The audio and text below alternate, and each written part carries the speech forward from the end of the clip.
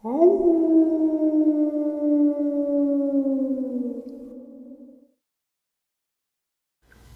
greetings and salutations, everyone. I hope everyone is doing well today. Today I have a very exciting and yet informative upload to share with you all. Before we get into that, though, a couple links. As you know, I rely on Patreon, PayPal, and the merch to help the channel to continue to grow and go. Links to Patreon and PayPal are in the description below. The merch is displayed directly under the video. Also, Dogman Frightening Encounters, Volume 1 through 3, the audiobook versions. They were written and researched by Tom Lyons, narrated and produced by me, Jeff Nadolny. Those audiobooks are available on Audible, Amazon, and iTunes, the links to which are also in the description as well. And finally, last but definitely not least, if you'd really like to help support this channel to continue to grow and go, simply subscribe. It doesn't cost a cent. Click that like button. It takes half a second. If you don't want to miss any of these informative and exciting uploads that I put out twice daily, click that bell icon. And finally, last but definitely not least, please leave a comment. Why? Well, because all these things, they really do help this channel to continue to grow and go, and they do matter. Now, everyone, I have taken far too much of your time. Let's get on with today's upload, shall we? So, really quick, I had something different planned for today's upload. I normally record these in the evening. I couldn't. I got a call from my mom late last night, around midnight. And as I was about to, start putting together today's upload, which was actually going to be a rerun because I was going to go and spend the morning and afternoon with my dad at the hospital.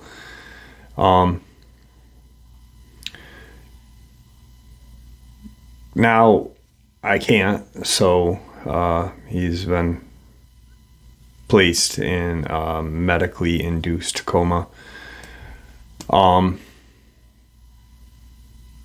So I decided to just put together an upload with a subscriber submission from an actual Catholic monk who actually included photos of Dogman.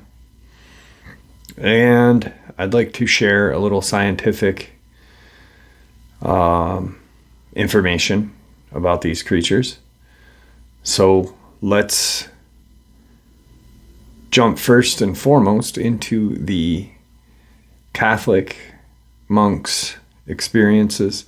I'll share his encounter, and then at the end of the encounter, I will put the photographs at the end of his encounter so you guys can see those. Let's do this. All right, guys, so I am starting to come to the belief that there is no such thing as coincidence. Just yesterday, I shared the experience that changed my view on possible origins of Dogman. My theories or opinions are pretty broad, but for a while I was not willing to accept the possible religious or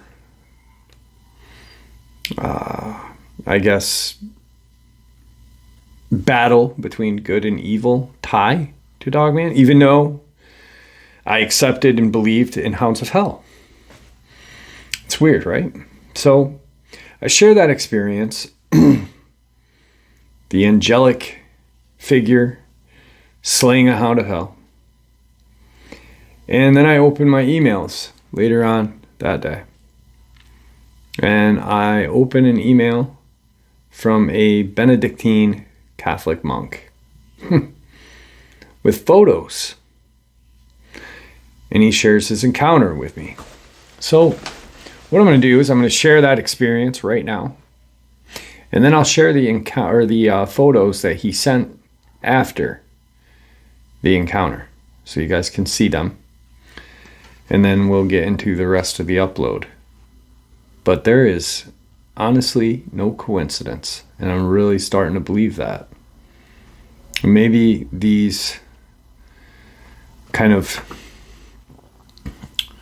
angelic being encounter that just I felt necessary to share yesterday, and then this experience, maybe the good Lord is saying something to me. Anyway, here it is. Jeff, I thought you may be interested in a few experiences I've had, plus a few photos and some personal thoughts. If you use any of this, please call me Brother Augustine. I am a Benedictine Catholic monk. I had my first encounter when I was 10 years old. It was during the summer, right at dusk, and I decided to walk down to the creek that was behind my parents' home. As soon as I got to the creek, I started to get a bad feeling like something was wrong.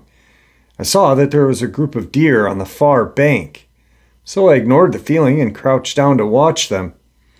It started getting dark, so I stood to leave, and the deer heard me and started looking around. Just in that moment, I heard something move in the brush about a dozen or feet so to my right. I looked and saw a huge dark shape stand up and then leap 20 or so feet across that creek and land right in the middle of the group of deer.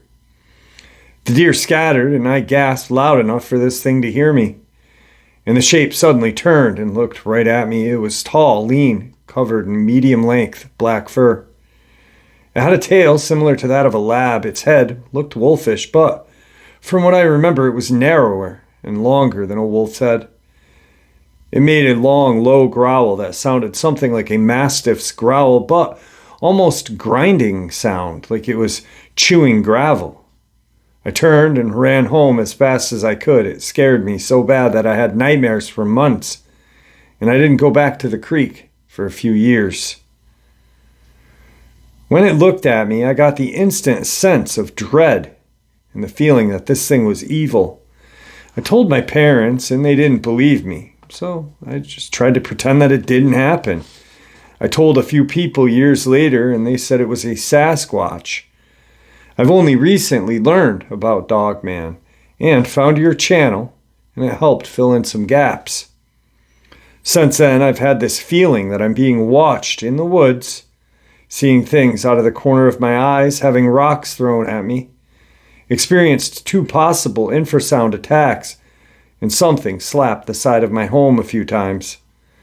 I've never seen anything else definitive, though, until the last few years. 2021, I found my first Sasquatch track and saw something big sitting on a log that I couldn't explain.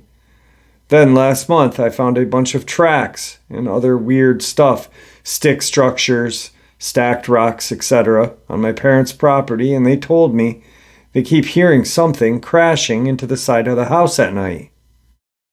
Last month, I visited my parents for 2 weeks, and I went hiking every day.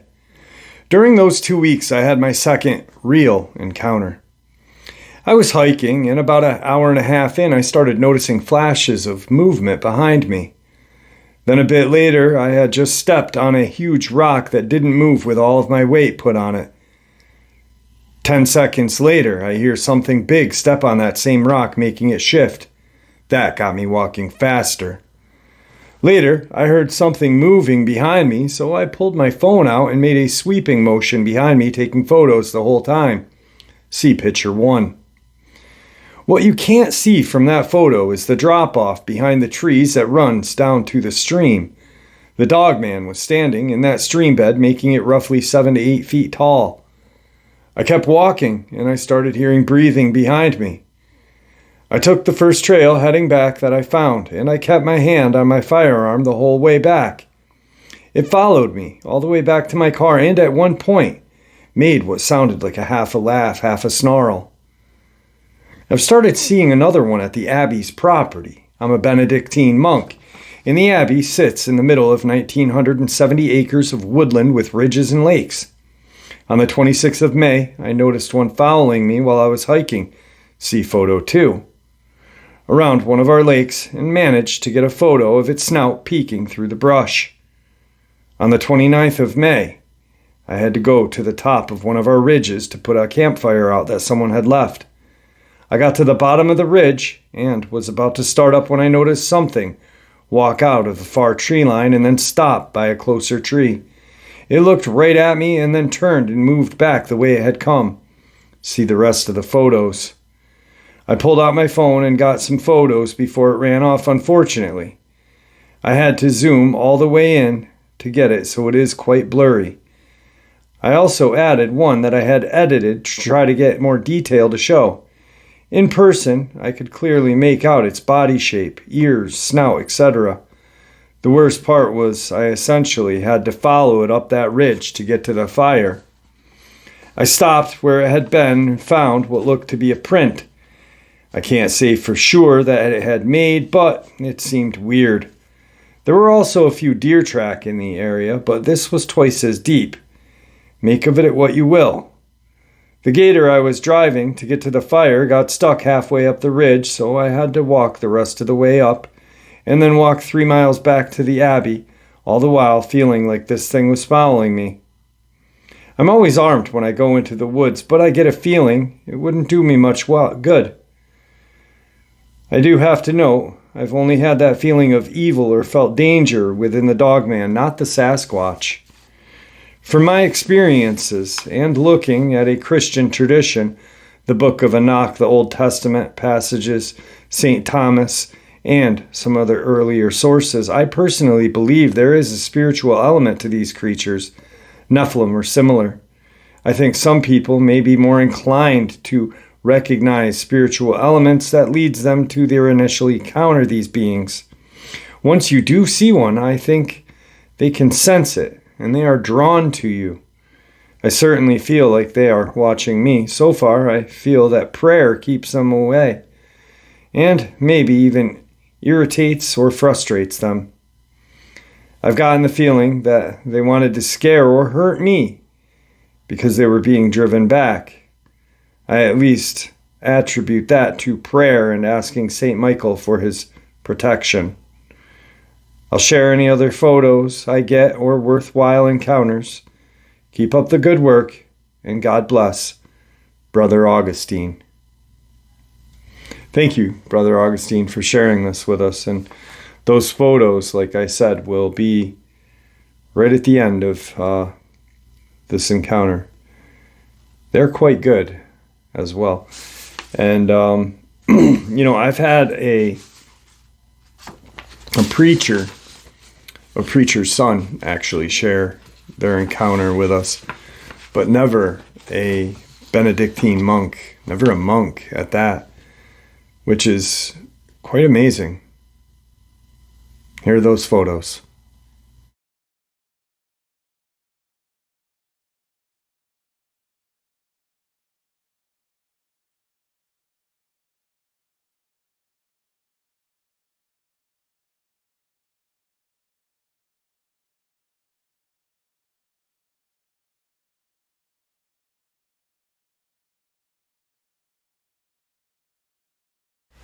Wow, what a truly amazing set of encounters with photos.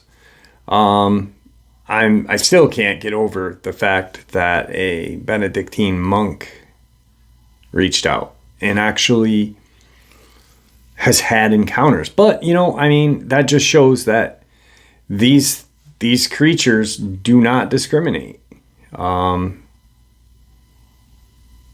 They definitely don't.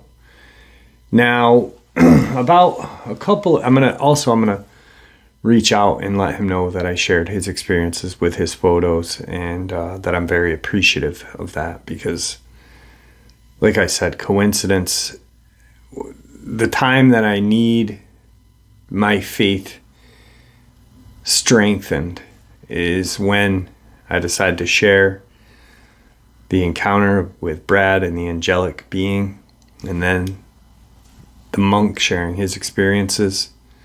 It really does. It strengthens my faith. I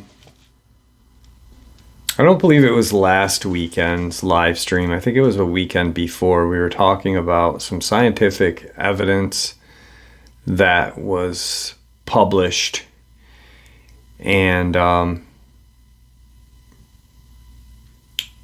subscriber said, hey, that may possibly be the origins for werewolf. I also have another subscriber experience I'm going to share in this upload, but I want to get into this really quick too.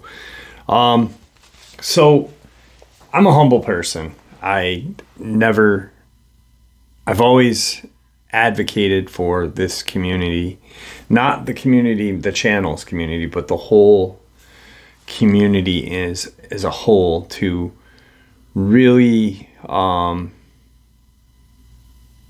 embrace other views, other,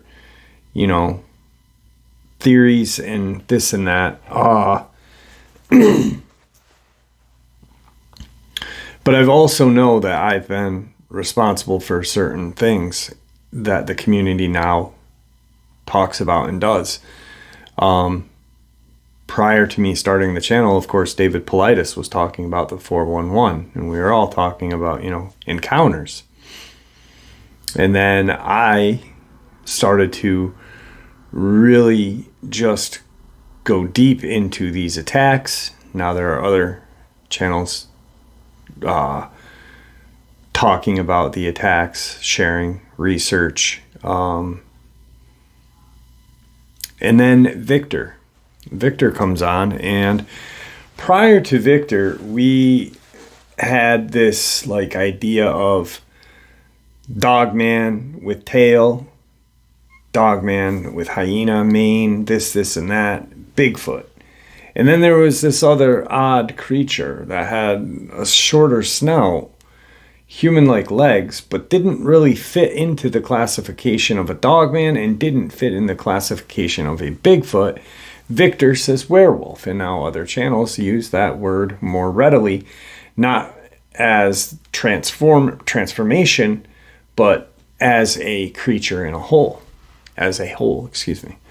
And then I stumbled upon this amazing article. It blew me away so much that I had to get the book. The book even really just got me revved and amped because it's such an amazing source of knowledge about certain things.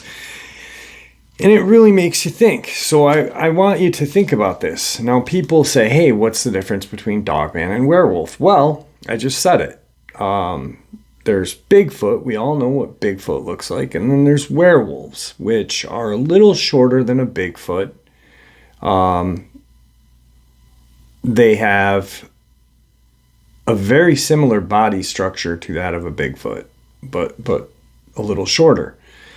A smaller muzzle. Almost non-existent, but it does exist. So it's, just not like a wolf or a shepherd or a Belgian Malinois or whatever. More like a Rottweiler, a little shorter than that. And then this article hits home with that creature, not Dogman, but with that creature. And from what we've learned with Victor sharing about these werewolves is they are more intelligent than a Dogman, probably just as intelligent as Sasquatch, which we all know that Sasquatch has demonstrated the ability to build shelters, use tools. We're actually scientists are witnessing the evolution of monkeys or chimpanzees learning to use tools now, to where 50 years ago they weren't. They were just, almost simple, to where now scientists are they are using rocks to smash, they're using sticks and other kinds of tools. I wouldn't doubt within the next 50 years that chimps learn how to harness fire, and I'm being honest with you because Never in my wildest dreams when I'm growing up did I ever think chimpanzees were using tools. Yet now here we are, using simple tools just like our forefathers, or whatever you want to call them, used way back when we were still living in caves and fighting Neanderthal. So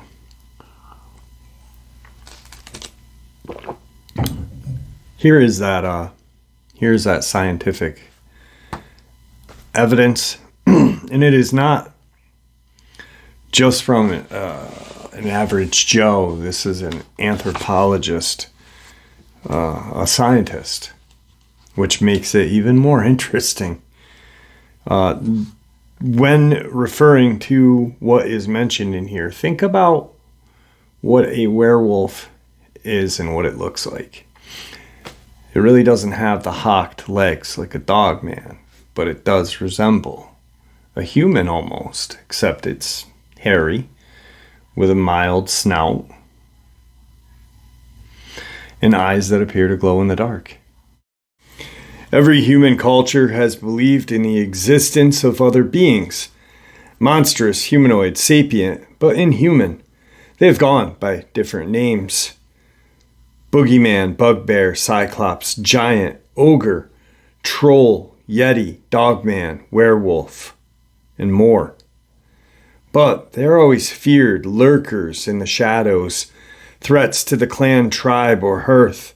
Dungeons and Dragons didn't create these monsters, and despite ongoing controversies, they don't represent anything modern.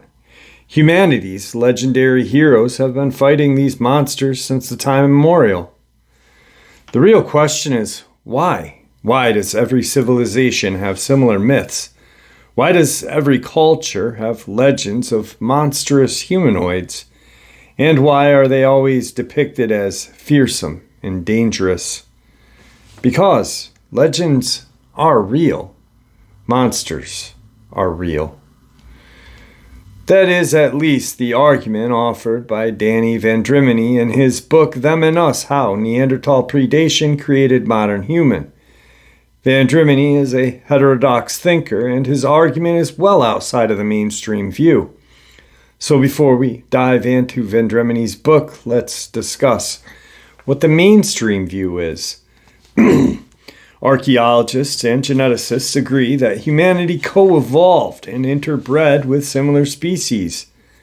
We nowadays have abundant, essentially irrefutable, archaeological and genetic evidence for the existence of multiple human-like species within the Paleolithic and Neolithic eras. These include Neanderthal, the Denisovian, the Hobbit, and several recently discovered and uncategorized species, such as the Nesher-Remla Homo of Israel. New human-like species are being discovered all the time. Yet, none of these archaic humans or humanoids survive today. Not a single one. All have gone extinct, vanishing, save for traces of artifacts and bones in the wilderness and fragments of DNA in our genome. What happened to them all? Here, disagreements begin. The possible causes of extinction identified by scientists include extinction from parasites and pathogens, extinction from interbreeding into humanity, extinction from inability to adapt to climate change, extinction from natural catastrophe, and extinction by war with humans. The latter view, which suggests that the human race brutally extinguished another sapient primate it faced, was first proposed by French paleontologist Marcelin Buell back in 1912. It was then promptly ignored for decades, as explained in the Archaeology of Warfare and Mass Violence in Ancient Europe. Archaeologists are increasingly aware that they have underestimated the social impact of collective violence. Sites like Rimba, Kessel, and Mount Breno and the Calcrease front us in this poignant way with cruelties of war and mass violence in the late prehistoric and early historic times. There is a growing critique that archaeology has marginalized violence and presented it too placidly for a view of the past. Actually, it wasn't just archaeology that was biased. Academics of all sorts hate violence, and for decades they systematically marginalized it from their explanations of the events. Only within the last 20 years has mainstream academics and scientists accepted the ubiquity of violence in man and its closest kin. Anthropologists systematically underestimated the violence of indigenous peoples, perpetuating the myth of the noble savage. Now, they have admitted the level of violence in prehistoric times in non-state societies was much higher than today's. Biologists believe that chimpanzees were only violent because of interactions with humans. Now they have confirmed that violence is innate to chimpanzees, who routinely engage in war and murder.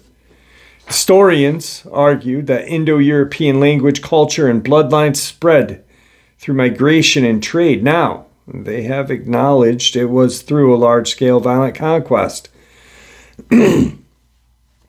With these developments in mind, mainstream academics have finally begun to accept that human beings drove the Neanderthal to extinction through war. Nicholas R. Longrich, a senior lecturer in evolutionary biology and paleontology at the University of Bath, presents an excellent summary of the current consensus. To war as human and Neanderthals were very like us. We are remarkably similar in our skull and skeletal anatomy and share 99.7% of our DNA. Behaviorally, Neanderthals were astonishingly like us. The archaeological record confirms Neanderthal lives were anything but peaceful. The best evidence that Neanderthals not only fight, but excelled at war is that they met us and were immediately overrun. Instead, for around 100,000 years, Neanderthal resisted modern human expansion. For thousands of years, we must have tested their fighters, and for thousands of years, we kept losing. Finally, the stalemate broke and the tide shifted. We don't know why. It's possible the invention of superior ranged weapons, bows, spear throwers, throwing clubs, let lightly built Homo sapiens harass the stocky Neanderthal from a distance using hit-and-run tactics, or perhaps better hunting and gathering techniques. Let sapiens feed bigger tribes, creating numerically superior in battle.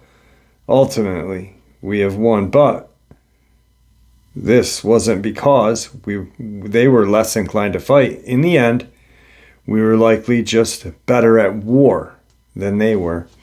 The mainstream view, then, is that Neanderthals were behaviorally and physically much like humans, made war much like humans, and were eventually defeated by a superior technology and numbers, much as Europeans defeated indigenous peoples throughout history by superior technology and numbers. In other words, we killed off Fred Flintstone. The heterodox view. Let us now consider Danny Van Dermeny's view. Van Dermeny agrees with the mainstream that Neanderthals were driven to eventual extinction by war with Homo sapiens. Where he parts ways with the mainstream is in his assessment of what Neanderthals were like. Now, this is where you need to pay a little attention and think back to the description of what we call werewolf on this channel. Maybe some other channels do now, but I know prior to Victor, no one did. Excuse me. Van Dermeny shows Neanderthals were apex predators. Analysis of isotopes of bone collage has shown that Neanderthals' diet was 97% meat. They were estimated to eat 4.1 pounds of fresh meat daily. Ample evidence exists to show that they used stone-tipped wooden spears to hunt. From the bone litter in their caves, we know Neanderthal hunted woolly mammoth, giant cave bear, woolly rhino, bison, wolves, and even cave lions, the most dangerous and lethal animals on Earth. Neanderthal were cannibals. A number of Neanderthal sites reveal bones that have been cut or cracked open to extract marrow. While the hypothesis is initially rejected, at recent finds of El Sidrón in Spain revealed numerous Neanderthal skeletons with unmistakable marks of butchery by cannibals wielding hand axes, knives, or scrapers. Neanderthal were more robust, boned, and heavier muscular than Homo sapiens. They weighed 25% heavier than human. They were so heavily muscled that their skeletons had to develop extra thick bones. One of the most characteristic features of Neanderthal is the exaggerated massiveness of their trunk and limb bones. All of the preserved bones suggest a strength seldom obtained by any human. Quoting paleoanthropologist Eric Trinkus, a healthy Neanderthal male could lift an average NFL linebacker over his head and throw him through the goalpost. Neanderthal also evolved extremely thick skull post-cranial hyperrobustity that protected them in close-quarter confrontation with prey. They all had kyphosis, which hunched back, gave them a distinct profile and gait. Neanderthal's teeth were twice as large as human teeth. With large canine, according to 2008 anthropologist research, their mouths could open much wider than a human's, enabling them to take extremely large bites, and judging from the size of their jaw, they had a tremendous bite force. Neanderthal evolved in the Ice Age Europe and had specific adaptations to the climate. They had short limbs, large noses, and compact torsos. Most importantly, they were covered in thick fur. Since no Neanderthal cadaver survives, this point cannot be proven, but Van Drimini points out that every primate except Homo sapien was covered in fur, and that even the cold-adapted mammal during the Ice Age had thick fur, including mammals that are hairless in Africa, such as the elephant, the rhinoceros. There is no reason to believe Neanderthal were hairless except for our desire for them to look like us. The only way Neanderthals could have survived in the Ice Age without fur is if they had thick protective clothing. Archaeologist Mark White points out Neanderthal clothing would have needed to be more than a ragged loincloth of popular depiction. Some form of tailoring would have been required, but Neanderthal sites have yielded no evidence of needlecraft technology. They were not making clothes because they had fur. Neanderthal skull is extremely large eye sockets, suggesting very large eyes. That in turn suggests Neanderthal were nocturnal. However, the large eye poses a problem, as Ice Age Europe would have presented Neanderthals with blinding sunlight reflecting off the snow. Van Drimini suggests that the Neanderthals had vertically aligned slit pupils, which enabled them to use the full diameter of the lenses in low light. While shutting out the bright light by day, nocturnal primates such as the rhesus monkey and owl monkey have large eyes with vertically aligned slit pupils. Van Drimini suggests Neanderthals also had a tapetum lucidum like a cat that made their eyes shine or glow in the dark, and had a dark sclerilla like other primates. Neanderthal had distinct facial prognathism that featured large, broad noses. Van Drimini argues that this suggests a Neanderthal snout with a dog-like nose designed for scent hunting. This was useful during nocturnal raids. Neanderthal did not speak the human language. He quotes a September 2008 talk presented to the American Association of Physical Anthropologists. Their large nasal cavity would have decreased the intelligibility of vowel-like sounds, and combination of a long face, short neck, unequally proportioned vocal tract, large nose made it highly unlikely that Neanderthals would have been able to produce quantal speech. Neanderthal tongue were also not shaped to speak clearly. Overall evidence suggests the creature that spoke with a deep timbre and lots of guttural grunts and growls. Neanderthal that Vendramini describes is thus a terrifying creature. This is where it gets very interesting right here. Neanderthal that Vendramini describes is thus a terrifying creature, a hunched cannibalistic predator with large shining eyes and an animalistic snout covered by thick fur and massive muscles, built for close combat, hunting by night, and brutish and guttural voice, and a huge mouth with huge teeth and powerful jaws. It did not look like Fred Flintstone. That, my friends, is a ogre, a bugbear, a Bigfoot, werewolf, you name it, whatever it is. It's been appearing in our myths for legends for thousands of years. It is humanity's greatest enemy. So the rest of the article talks about, Vendramini talks about a bottleneck of the human population. At one point in time, the human population dwindled to almost nothing. We almost ceased to exist. Meaning Neanderthal was winning the war. There's more to it than that. The reason why we fear the dark. He then puts, if you think back to a child, right? A child has, without even seeing a horror movie, an idea of what a monster looks like. A huge Bigfoot, a dragon, a walking bipedal canine. Something similar to that between a Dogman and a Bigfoot and others. There's a reason why children are able to think that, because it's instilled in our brain from when we were hunted while living in caves by monsters. I also thought about this, where they talk about the tools and stuff. That may not have happened. All right. A lot of Vendramini, what he did was he got a lot of information from different anthropologists, archaeologists, and geneticists and put it together. But check this out. What if they didn't use tools, like he said, like stone-tipped spears? What if, or the cannibalism? What if that was actually humanity during the process of us taking back the control?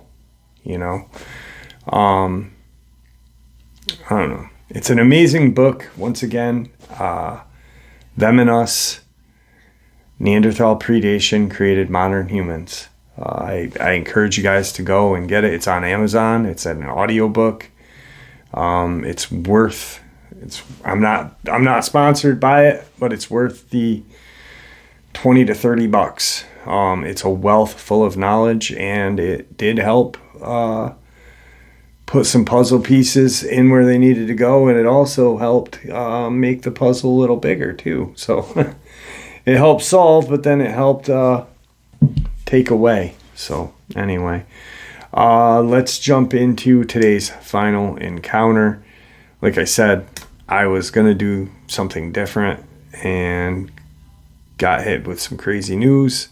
Couldn't sleep, so I am exhausted, but I am going to push through and get this final subscriber encounter out to y'all. Today's final subscriber encounter. Hi Jeff, this is my first experience. You can call me Shell. I grew up in Oregon, in the country. My parents were the first owners of our home, bought it in the early 70s. My brother and I are 3 years apart, and we were small children when we moved in. I was 3 and my brother was just an infant. 3 miles down the road, my mom's sister and my uncle and cousins lived. They owned their land for generations, and the whole family lives on the same road, some bordering the Sanitam River. There is a hill and farmland where they grew tomatoes and around 60 cows, and his brother lived directly across the street. He grew corn.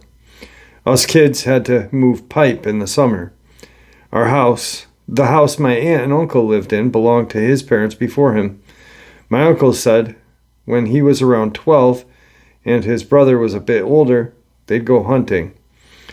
It was getting towards dusk, and they were hunting on the riverside. It was getting dark, and my uncle's brother decided to head in first, so my uncle was walking by himself and got to an area with a very old family graveyard set. As he was walking by this area, he said a very large monkey man stepped out onto the road in front of him. He described it as having very large, man-like body covered in black and silver hair with the face of a monkey, half man. He only had a .22 with one bullet in the gun. He was petrified by this creature. It was just standing there looking at him. He knew if he shot the creature, it was not going to do anything but upset the creature. So he decided to take off running towards the road and not look back. It didn't foul him. He did tell his dad, and he apparently had also seen one and believed him. This experience was told to me by my cousins, his children, and my brother and I were all teenagers. Our house was 3 miles down the road and also very wooded.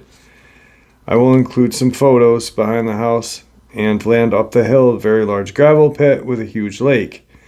There is a large pond on the property and creek that runs through. From the overflow of the lake above us and the Oregon rain, it was beautiful, and there was a bunch of blackberry bushes that we would pick in the summer for blackberry jam and pies. Plenty of deer as well. Even as a child, I remember at the back and right of the property, always felt scary to me, like someone was watching me. But you couldn't see from where because of the thick woods and blackberries. I called it the ominous corner. When my brother was about 10, he found large bare footprints back by the pond, and he took my dad out to look at them. What is weird is, at the same time frame, I started to have dreams about a Bigfoot in the back of our house. I hid in the garage behind the garage door, and of course he ran over and looked right behind the door and found me. I do believe these cryptids are part supernatural. My brother and I grew up inseparable, and we had the same friends, and we spent a lot of time with my cousins down the road. Actually, one of the cousins was the exact same age as I was. Our moms and sisters, and they had us. Our moms are sisters, and they had us on the same day in the same hospital across the hall from each other. I'm 8 hours older. We had driven down to their house in my Nova. I sure love that car. It was my best friend. Marianne and me in the front seat. I was driving. In the back was her loser boyfriend and my brother. We had just left my cousin's house, heading to my house. It was dark, and I had driven up the bluff and was heading down the hill when my headlights caught eye shine. My first thought was a bat, as the eyes were pretty far up and my headlights illuminating them. Then my headlights started to illuminate a Bigfoot crossing the road. We had a side view. Marianne and I both yelled, "Holy crap!" At the same time, it crossed the road in 3.5 steps. Then it went into the woods just behind someone's house on the corner. They didn't see it. My brother, I will call B, said, "Go back." We both said, "No, we're not going back." It was nighttime, but that shaggy fur on that creature is what stood out the most to me. It was the most dark brown and only saw its face from the side. When we got so close, I really can't give a description. The moment you see something like that, your whole life changes. Absolutely. I went from believer to knower. It made me start questioning everything. My dad passed recently, and Mary Ann came to his funeral. We actually ended up catching up. She brought it up to me. Did you remember seeing the Bigfoot cross the road? My brother recently passed away too. Oh man, I'm sorry for your loss. About 6 months before he passed away, he told me again about an incident that took place up on the hill at my uncle and aunt's with our cousins, we'll call Jay, and that was B's age. They had taken a walk up the hill. The hill was a pretty large hill with a drop off on the other side a couple 100 feet up. It was during the day, and they were just walking and talking. They didn't have any firearms with them. They noticed something walking in the woods alongside of them. When they would stop, it would stop. This went on quite a while. This is in the days of the Patterson film, and we had spotlighted that one on my Nova. They decided to do a couple of wood knocks and were surprised to get a couple of wood knocks back. This freaked them out, of course, and they ended up quickly going further up the hill, trying to distance themselves from it. When they had gotten to the top of the hill, they were looking down at what they had seen and where they had been. It was by a power station on the other side of our property, and the tree, they saw a very large mass that stood perfectly still next to it. I believe this is the perfect environment.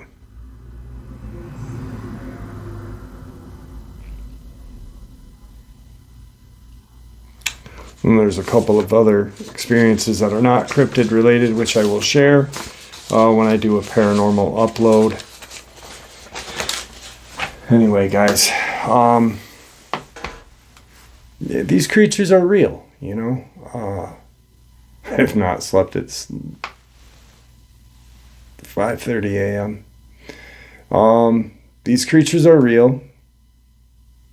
I do believe the government is hiding them from us. I do believe that scientists are making new discoveries day by day with these things, though. Certain scientists that don't work for the government. I know for a fact that these things are being hid from us just by certain law enforcement agencies that I have dealt with and talked to on the phone and shared on the channel. Anyway, guys, I want to thank you all for supporting this channel. I'm sorry I'm getting a little tired. I probably would have shared the paranormal encounters. My cat's going to be coming through the door in a second. It'll start opening in any second now. But anyway, guys, thank you for supporting the channel. Thank you for being here with your kind words in regards to my pops. And I am blessed. And I hope all of you stay safe, happy, and healthy. And God bless you all.